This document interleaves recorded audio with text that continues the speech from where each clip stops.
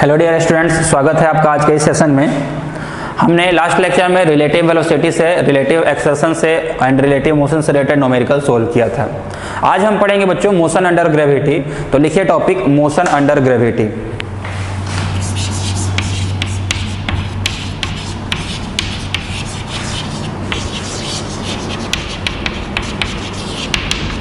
अब देखिए motion under gravity क्या होता है। If any object performs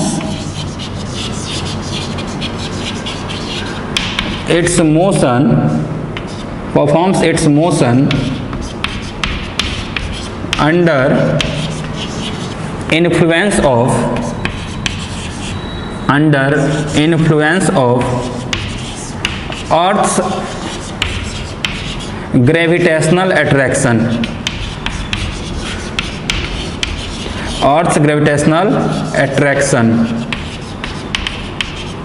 then its motion is called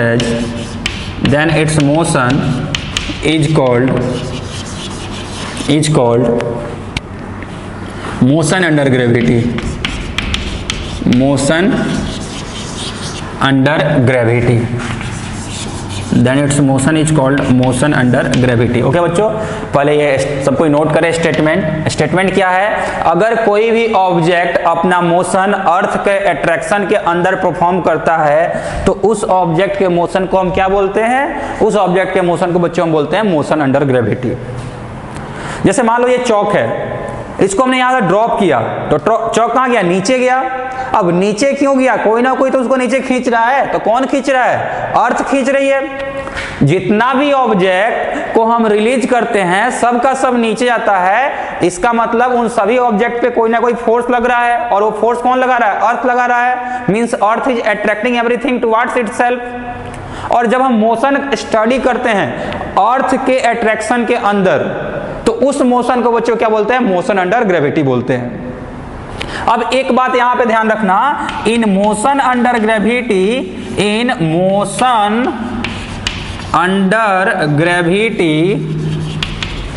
acceleration is fixed.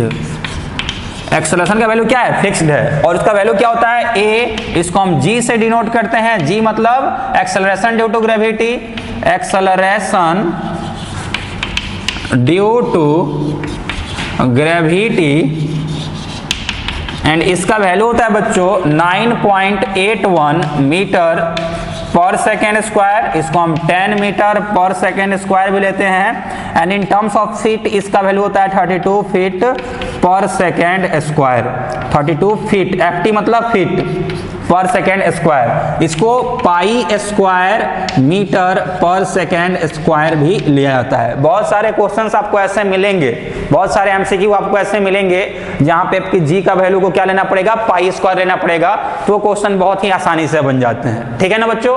तो ये सभी एक्सेलरेशन ड्यू टू ग्रेविटी का वैल्यू हो गया।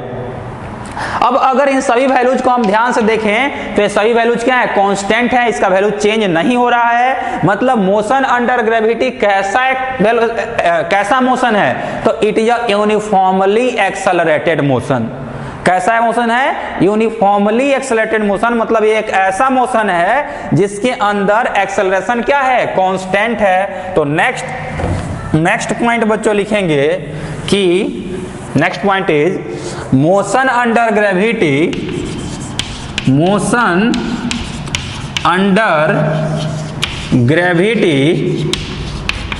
Is uniformly accelerated motion. Motion under gravity is uniformly accelerated motion. और या तो इसको आप यूनिफॉर्मली एक्सेलरेटेड मोशन बोलिए, या फिर मैं आपको पहले भी बता दिया था कि किसी भी मोशन में अगर एक्सेलरेशन प्रेजेंट है, no matter what type of acceleration is it, चाहे पॉजिटिव एक्सेलरेशन हो, चाहे नेगेटिव एक्सेलरेशन हो, चाहे कांस्टेंट एक्सेलरेशन हो, चाहे वेरिएबल एक्सेलरेशन हो, अगर एक्सेलरेशन प्रेजेंट है बच्चों तो वो जो मोशन होगा that will be a non uniform motion, यानी it is a non uniform motion, it is a non uniform motion. वाह माट साहब, क्या बात कर रहे हैं। अभी तो आपने बताया कि ये यूनिफॉर्मली एक्सेलरेटेड मोशन है और अभी बता रहे हैं नॉन यूनिफॉर्म मोशन है। यानी ऊपर वाले स्टेटमेंट में सर आप ही बोल रहे हैं कि ये यूनिफॉर्म है, यूनिफॉर्मली मतलब यूनिफॉर्म, और यहां बोल रहे हैं non uniform. How is this possible? हम बोले बच्चों ये पॉसिबल है। क्यों पॉसिबल है? ध्यान से देखिए, ये क्या है, ये यूनिफॉर्मली एक्सेलरेटेड है, मतलब यहां पे एक्सेलरेशन क्या है, यूनिफॉर्म है। तो बच्चों एक्सेलरेशन यूनिफॉर्म हो चाहे नॉन यूनिफॉर्म हो, अगर एक्सेलरेशन प्रेजेंट है तो उस सिचुएशन में मोशन क्या हो जाएगा, मोशन तो नॉन यूनिफॉर्म ही होगा। एक्सेलरेशन यूनिफॉर्म है लेकिन मोशन क्या है, मोशन नॉन यूनिफॉर्म है। ओके बच्चों, तो ये सही बातें किसकी हो गई, मोशन अंडर ग्रेविटी की हो गई। अब जब क्वेश्चन हम सोल्व करने चलेंगे ना मोशन अंडर ग्रेविटी का, तो उसमें कुछ साइन कन्वेंशन यूज करने की आप आदत डाल दीजिए। ठीक है, तो देखिए साइन अगला टॉपिक लिखेंगे sign convention used in motion under gravity. इसको मिटाता हूं मैं, आई होप आपने नोट कर लिया होगा। अगर नोट नहीं कर पाए थे तो वीडियो रोक करके पीछे जाकर के थोड़ा उसको नोट कर लीजिएगा। ओके बच्चों, so write down next topic, that is sign convention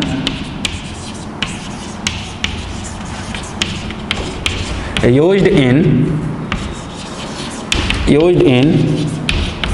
motion under gravity. Motion under gravity में हम क्या साइन कन्वेंशन यूज कर रहे हैं ये समझिए। तो रूल 1 जो है बच्चों, सबसे पहला रूल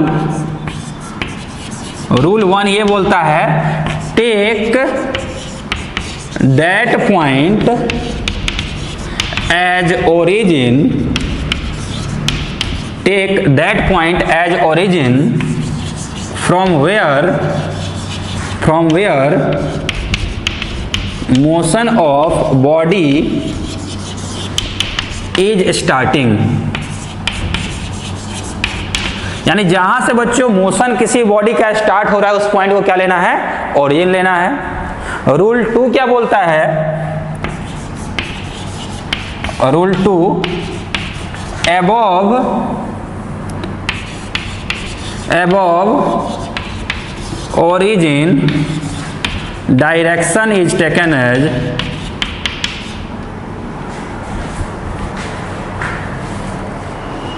फिर से लिख लीजिए रूल 2 को, upward direction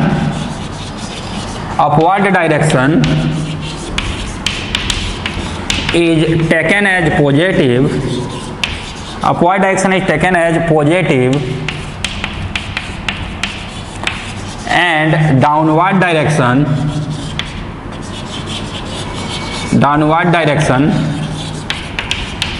DOWNARD downward direction is taken as negative।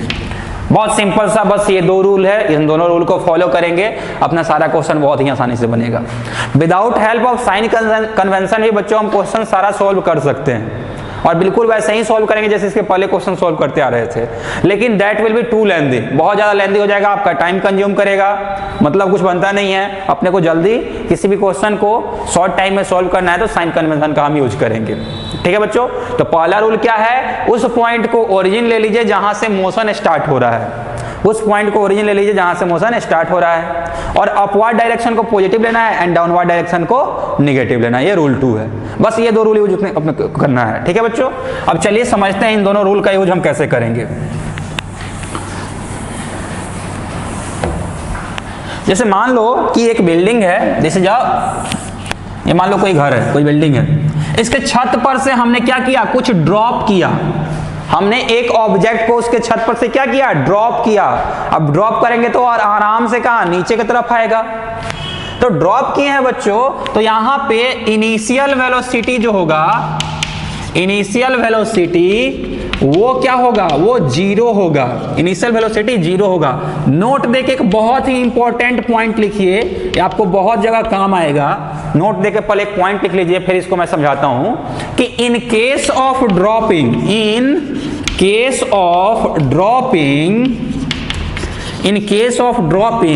velocity of dropped object, velocity of dropped object is same as velocity of platform, velocity of platform from which it is dropped। Okay बच्चों, ये note देके point लिखिए, इसको box में लेके जाइए और box के हर तरफ स्टार लगा के इसको सितारों की दुनिया में लेकर के चलिए। ठीक है बच्चों, ये बहुत ही इंपॉर्टेंट पॉइंट है, आगे आपको बहुत काम आने वाला है। अभी मैं पहले इसको एक्सप्लेन करूंगा, पहले आप इसको नोट कर लीजिए उसके पहले। ठीक है, पॉइंट क्या है? In case of dropping, velocity of dropped object is same as velocity of that platform from which it is dropped. यानी किसी ऑब्जेक्ट को बच्चों, किसी भी ऑब्जेक्ट को जब हम ड्रॉप करते हैं तो उसका वेलोसिटी वही होता है जो उस प्लेटफॉर्म का वेलोसिटी है जिस पर से हम उसको ड्रॉप किए हैं। मतलब समझिए, हमने किसी ऑब्जेक्ट को छत पर गए, हम छत पर से किसी चीज को ड्रॉप कर रहे हैं। दो केसेस होता है, एक होता है ड्रॉपिंग, दूसरा होता है थ्रोइंग। थ्रो करना, इसको हम थ्रो करना बोलते हैं। जैसे मान लो कि मेरे पास ये चौक है, दो चौक मैं लेता हूं, मेरे पास दो चौक है। ठीक है बच्चों, पहले हमने क्या किया? पहले इसको हमने ड्रॉप कर दिया, टिंग, ये क्या हुआ? ड्रॉपिंग हुआ। क्या हुआ? ड्रॉपिंग। और इसको क्या बोलेंगे? इसको हम बोलेंगे थ्रोइंग। हम जब खुद से फोर्स लगा रहे हैं, अपने हाथ से फोर्स लगा रहे हैं, तो उस केस में क्या बोलते हैं? थ्रोइंग बोलते हैं। और जस्ट जब रिलीज करते हैं तो उसको क्या बोलते हैं? ड्रॉपिंग बोलते हैं। तो हम ये जो केस बता रहे हैं बच्चों, आपको किसका बता रहे हैं? ड्रॉपिंग का बता रहे हैं। ड्रॉपिंग का केस है क्या है? ध्यान से सुनिएगा। In case of dropping velocity of dropped object is same as velocity of platform from which it is dropped. अगर किसी चीज को हम ड्रॉप कर रहे हैं तो उस ऑब्जेक्ट का वेलोसिटी वही रहेगा जो कि उस प्लेटफॉर्म का वेलोसिटी है जिस पर से हम उसको ड्रॉप किए हैं। हम छत पर से ऑब्जेक्ट को ड्रॉप कर रहे हैं तो वो प्लेटफॉर्म कौन सा है जहां से हम उसको ड्रॉप कर रहे हैं? छत। समझ में आ रहा है ना? वो प्लेटफॉर्म जहां से हम बॉल को ड्रॉप कर रहे हैं वो कौन सा है? वो छत है। क्या छत रेस्ट पे है? हाँ, छत रेस्ट पे है, तो उस ऑब्जेक्ट का वेलोसिटी 0 होगा। समझ में आ रहा है ना? हम ड्रॉप कर रहे हैं छत पर खड़ा होकर के ना, और छत रुका हुआ है, तो अगर छत रुका हुआ है बच्चों, सीलिंग रुका हुआ है, तो उसका भी इनिशियल वेलोसिटी क्या रहेगा? 0 रहेगा। हम अगर लिफ्ट में से एक कॉइन ड्रॉप कर रहे हैं, हम लिफ्ट के अंदर हैं और उसमें एक कॉइन को ड्रॉप कर रहे हैं, लिफ्ट चल रहा है, मान लीजिए ऊपर की तरफ 1 मीटर पर सेकंड से ऊपर की तरफ मान लीजिए लिफ्ट चल रहा है, तो उस कॉइन का भी इनिशियल वेलोसिटी क्या रहेगा? 1 मीटर पर सेकंड ऊपर के तरफ। क्यों? क्योंकि इस बार जो हम जिस प्लेटफॉर्म के अंदर से उस कॉइन को ड्रॉप कर रहे हैं, that platform is moving in upward direction. हम मान लीजिए हम एक हॉट एयर बलून में बैठे हुए हैं। हॉट एयर बलून जानते हो ना बच्चों? हॉट एयर बलून में हम लोग क्या है? हम मान लीजिए बैठे हुए हैं, ये हॉट एयर बलून है, इसमें हम क्या है? इसमें मान लीजिए हम बैठे हुए हैं और इसके अंदर से हम क्या कर रहे हैं? इसके अंदर से हम किसी चीज को ड्रॉप कर रहे हैं, और ये बलून बच्चों मान लो ऊपर जा रहा है, कितना से? 12 मीटर पर सेकेंड से। तो जो ऑब्जेक्ट हम ड्रॉप करेंगे ना, उसका भी इनिशियल स्पीड हम क्या लेंगे? ऊपर की तरफ 12 मीटर पर सेकेंड। क्यों? क्योंकि जिस प्लेटफॉर्म के अंदर से उसको हम ड्रॉप कर रहे हैं, that platform itself is moving in upward direction with 12 metre per second, and our note is saying that while dropping any object from any platform always take velocity of object same as velocity of platform. जो object का velocity है वही होगा platform का velocity, या platform का जो velocity है वही लेना है अपने को ऑब्जेक्ट का वेलोसिटी। ओके बच्चों, तो चलिए अब आते हैं, अब अपने टॉपिक पे आते हैं। आई होप आपको ये समझ में आ गया होगा। तो देखिए, क्या हम क्या बता रहे थे आपको कि एक बिल्डिंग है, एक छत है, उसके ऊपर से हमने मान लीजिए किसी चीज को ड्रॉप किया है। मान लीजिए हमने इसको ड्रॉप किया, तो इसका इनिशियल जो वेलोसिटी होगा, इनिशियल वेलोसिटी वो क्या होगा? तो वो बच्चों u होगा। u से डिनोट करते हैं, और क्या होगा? 0 होगा। क्यों? क्योंकि ये प्लेटफॉर्म रेस्ट पे है। दूसरा, ये जब ग्राउंड पे आएगा तो मान लीजिए h हाइट ट्रेवल किया है, तो s का वैल्यू क्या लेंगे? यहाँ पे h लेंगे, क्योंकि हाइट इसने कितना ट्रेवल किया है, डिस्टेंस कितना ट्रेवल किया है? h।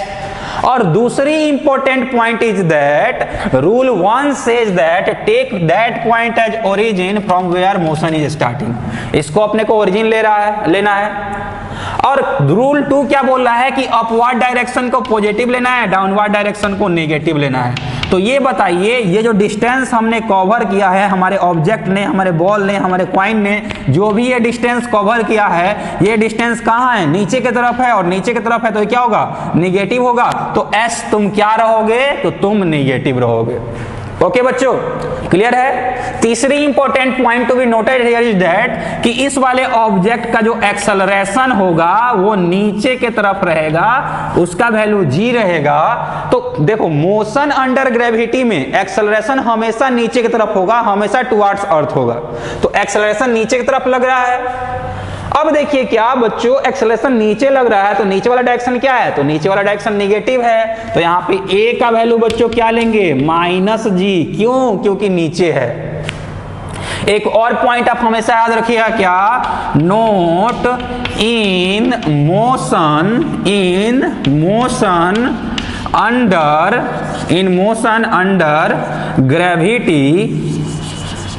Motion under gravity take downward direction as negative.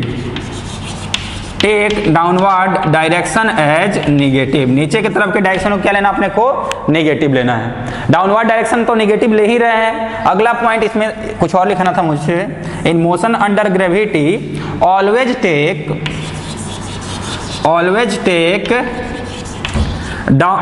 Gravity acceleration due to gravity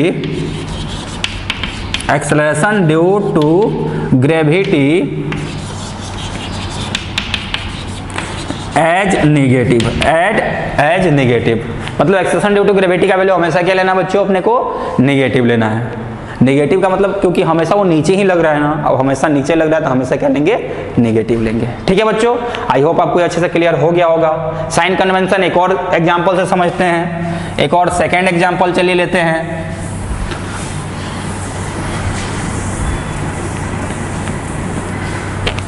second example, मान लीजिए छत है, ये बिल्डिंग है। बिल्डिंग के छत पर से हमने क्या किया? एक ऑब्जेक्ट को ऊपर फेंका u स्पीड से, और ये ऑब्जेक्ट ऐसे मूव करके फिर से कहाँ आ गया? ग्राउंड पे आ गया।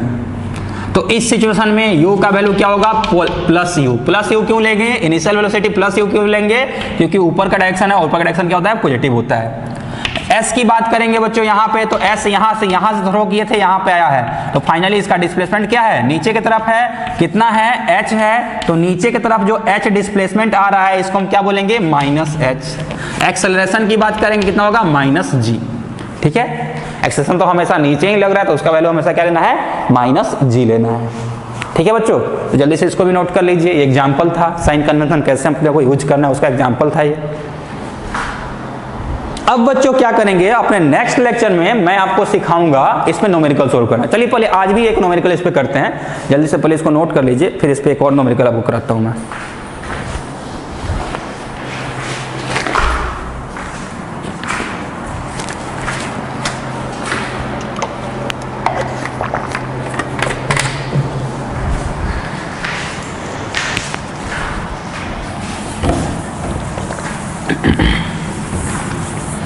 तो देखिए बच्चों, क्वेश्चन क्या है? क्वेश्चन इज, एक बिल्डिंग है। इस बिल्डिंग का हाइट दिया हुआ है बच्चों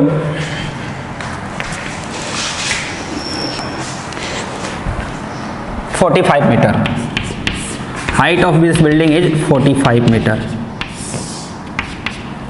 and from top of this building a ball is thrown in upward direction. From top of this building, a ball is thrown with in upward direction with initial velocity 10 meter per second. Okay बच्चों, सही बच्चे, पहले question लिखेंगे। From top of a 45 meter, from top of a 45 meter high building, from top of a 45 meter high building, a ball is thrown in upward direction. A ball is thrown in upward direction with velocity with velocity 10 meter per second, 10 meter per second, then find time taken by ball, then find time taken by ball to reach ground, कितने देर में जो object है वो ground पे आ जाएगा, अपने को ये फाइंड करना है। चलिए सॉल्व करते हैं। हम बोले बहुत आसान है, बॉल को हमने थ्रो किया होगा तो ऐसे हो गया होगा, मैक्सिमम हाइट पर से फिर से क्या होगा, रिटर्न आया होगा। तो ये कैसे गया है कैसे आया है उससे अपने को मतलब नहीं है, आप सिर्फ इनिशियल और फाइनल पोजीशन ऑफ बॉल को देख लीजिए। हमने यहां से थ्रो किया, बॉल आके यहां पे गिरा, बहुत बढ़िया, ये इनिशियल पोजीशन, ये final position. Take initial position है जो ओरिजिन, इसको हम क्या किए, ओरिजिन ले लिए। अब देखो बच्चों, इनिशियल वेलोसिटी, इस केस में इनिशियल वेलोसिटी तुम कितना हो, तो इनिशियल वेलोसिटी बोला मैं हूं +10। हम बोले +10 क्यों हो, तो ये बोला क्या कि हमको ऊपर थ्रो किया गया है एंड अपवर्ड डायरेक्शन क्या लेना है, पॉजिटिव लेना है, इसलिए मैं +10 हूं। हम बोले वेरी गुड, बहुत बढ़िया, साइन कन्वेंशन फॉलो करते रहो और तुम +10 ही रहो। कितना रहो, +10 ही रहो, ठीक है ना बच्चों। उसके बाद मैं पूछा कि हे बिल्डिंग तुम्हारा हाइट कितना है, हे बिल्डिंग तुम्हारा हाइट कितना है, तो बिल्डिंग बोला बच्चों कि हाइट जो है मेरा, हाइट ऑफ बिल्डिंग, हाइट जिसको आप s बोलिए या फिर s से डिनोट आप कर सकते हैं, that is equal to h। And since मैं इनिशियल पोजीशन से नीचे हूं एंड डाउनवर्ड डायरेक्शन निगेटिव लेते हैं, इसलिए s इक्वल टू -h। बहुत बढ़िया, साइन कन्वेंशन यूज करना है। ऐसे देखेंगे h है, लेकिन जहां से बॉल ड्रॉप किया वहां से नीचे आ रहा है बॉल, तो वहां पे क्या हो गया, टोटल -h हो गया। पहले ऊपर गया है लेकिन फाइनली आप देखिए, फाइनली बॉल नीचे है ना, तो इनिशियल फाइनल के बीच की बात करेंगे तो डायरेक्शन क्या है, डाउनवर्ड डायरेक्शन है, इसलिए क्या हो गया, नेगेटिव। फिर हम पूछे एक्सेलरेशन से तुम कितना हो, तो एक्सेलरेशन बोला मैं हमेशा -g हूं। जब भी मोशन अंडर ग्रेविटी की बात होगी तो मैं कितना रहूंगा, -g रहूंगा। बहुत बढ़िया, तो ये सभी चीजें तो अपने को मिल गई। अब -g का वैल्यू, g का वैल्यू कितना होता है, 10 होता है, तो -10 metre per second square. Height of building कितना है, 45 मीटर है, दिस विल बी -45 मीटर। अब चलिए वर्क कर लेते हैं using second equation of motion, using second equation of motion.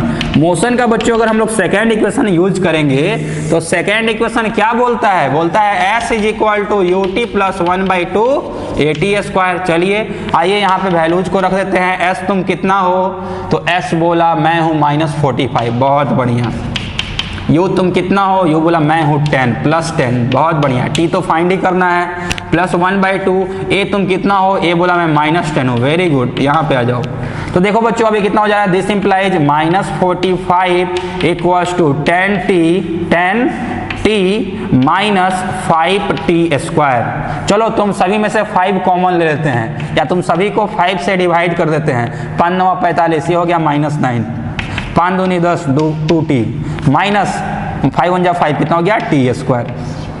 Okay बच्चों, चलिए आपको क्वाड्रेटिक इक्वेशन बना देते हैं। तो t² -2t -9 इक्वल्स टू 0, अपने को ऐसा एक क्वाड्रेटिक इक्वेशन आ गया, ठीक है ना बच्चों।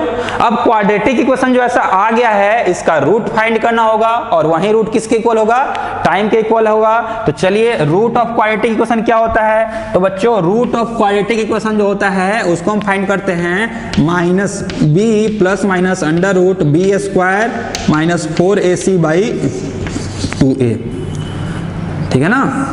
कोई भी अगर क्वाड्रेटिक इक्वेशन, मान लीजिए कोई भी quadratic equation ax² plus bx plus c equals to 0 है, कोई भी क्वाड्रेटिक इक्वेशन ऐसा है ax² plus bx plus c equals to 0, तो इसका रूट ऐसे हम फाइंड करते हैं। a क्या होता है, कोफिशिएंट ऑफ x², b क्या होता है, कोफिशिएंट ऑफ x होता है, और c क्या होता है, कांस्टेंट होता है। यहाँ पे t के टर्म में क्वाड्रेटिक इक्वेशन है, तो यहाँ पे हम बात करेंगे तो ये इस वाले इक्वेशन है बच्चों, अपने को a का वैल्यू कितना है, तो इस वाले इक्वेशन में a का वैल्यू 1 है, कोफिशिएंट ऑफ t²। इस वाले इक्वेशन में b का वैल्यू कितना है, तो इस वाले इक्वेशन में b का वैल्यू -2 है, बहुत बढ़िया, वेरी गुड।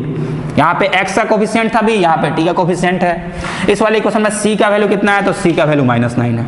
अब चलो तुम सभी को हम यहाँ पे ला करके रख दें। अगर बच्चों इन सभी को यहाँ पे ला के रखेंगे तो देखिए क्या होगा, दिस विल बी -b, तो minus of -2 plus minus under root B square minus 4ac, B square यानी माइनस 2 का स्क्वायर कितना हो जाएगा 4 माइनस 4, a का वैल्यू 9 इंटू सी का वैल्यू -9, तो -4 a का वैल्यू कितना है 1 है और c का वैल्यू कितना है -9 है, 9 चौका 36 माइनस माइनस प्लस यानी +40, this is equal to +40 divided by 2a यानी डिवाइडेड बाई 2। तो अब देखिए कितना बन गया, this will be equal to minus minus plus plus 2 plus minus under root 44/2। अब रूट 44 बच्चों कितना 6.7 के आसपास कुछ होता है, 6.7 इंटू 6.7 करके देख लीजिए, 749 के 9 हाथ में 4, 7 चौक 8, 7 चौक 42, 43 44 45 46 46, 7 चौक 42 6 36 37 38 39 40। ओके, तो ये कितना आ जाएगा 9 6 2 8 4 4 4 4 8 9 44.89 के आसपास, 6.7 थोड़ा ज़्यादा हो गया तो 6.65 के आसपास मान लीजिए, 6.65 के आसपास क्या हो जाएगा, इस अंडर रूट का वैल्यू हो जाएगा। तो रूट 44 को हम कितना लिख सकते हैं 6.65। तो अपना रिलेशन कितना आ जाएगा बच्चों 2 plus minus 6.65 divided by 2। Minus नहीं कंसिडर करेंगे क्योंकि माइनस अगर कंसिडर करेंगे तो टाइम अपना क्या हो जाएगा निगेटिव हो जाएगा, तो आप प्लस कंसिडर कीजिए। अगर बच्चों इस यहाँ पर प्लस कंसिडर कर देंगे तो this will be equal to 8.65 divided by 2। तो अपने को टाइम का वैल्यू यहाँ से कितना जाएगा 8.65 divided by 2, this will be something equal to 4.32 second के आसपास। उतना देर में क्या होगा, ये बॉल नीचे ग्राउंड पे आ जाएगा। ठीक है बच्चों, तो आई होप आपको ये क्वेश्चन अच्छे से समझ में आया होगा। मिलते हैं नेक्स्ट लेक्चर में, कुछ और अच्छे न्यूमेरिकल्स प्रैक्टिस आपको कराऊंगा। अब देखो क्या अपना चैप्टर ऑलमोस्ट ये कंप्लीट है। आपका होमवर्क क्या रहेगा ना, आज से आपको होमवर्क मिलना चालू है। आज का आपका होमवर्क है ऑल सोल्व्ड इन टेक्स्ट न्यूमेरिकल्स।